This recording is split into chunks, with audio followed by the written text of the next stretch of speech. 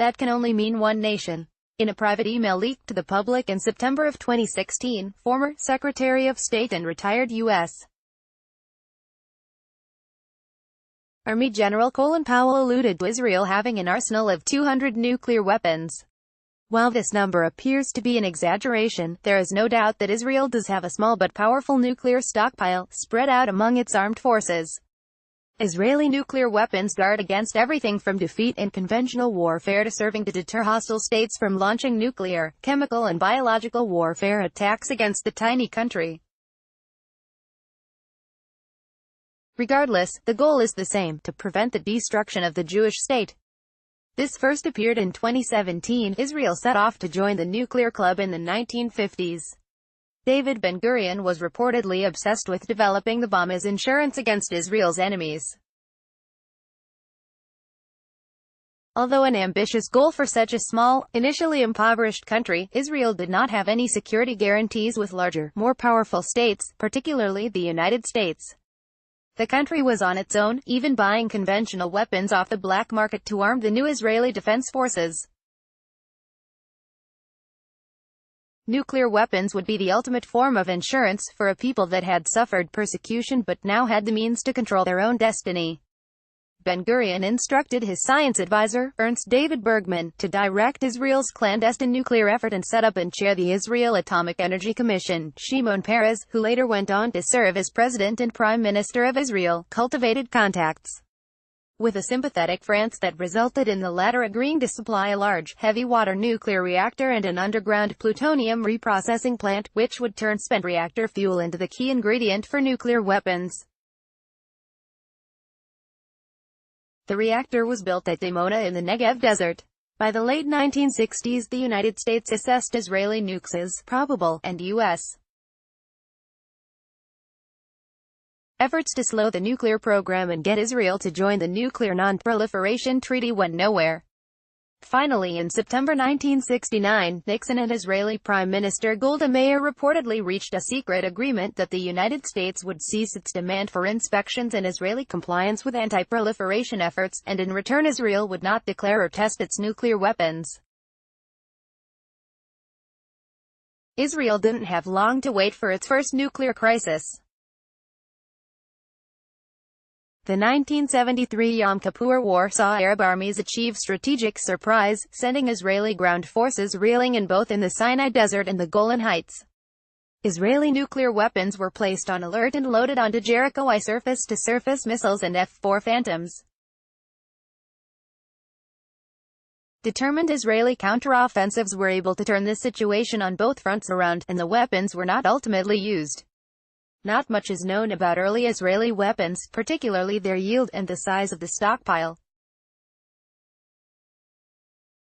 The strategic situation, in which Israel was outnumbered in conventional weapons but had no nuclear adversaries, meant Israel likely had smaller tactical nuclear weapons to destroy masses of attacking Arab tanks, military bases and military airfields. Still, the relatively short ranges between Israel and its neighbors meant that the Jericho missile, with only a 300-mile range, could still hit Cairo and Damascus from the Negev desert. Israel does not confirm nor deny having nuclear weapons. Experts generally assess the country as currently having approximately 80 nuclear weapons, fewer than countries such as France, China and the United Kingdom, but still a sizable number considering its adversaries have none. These weapons are spread out among Israel's version of a nuclear triad of land, air and sea-based forces scattered in a way that they deter surprise nuclear attack. Israel's first nuclear weapons were likely gravity bombs delivered by fighter aircraft.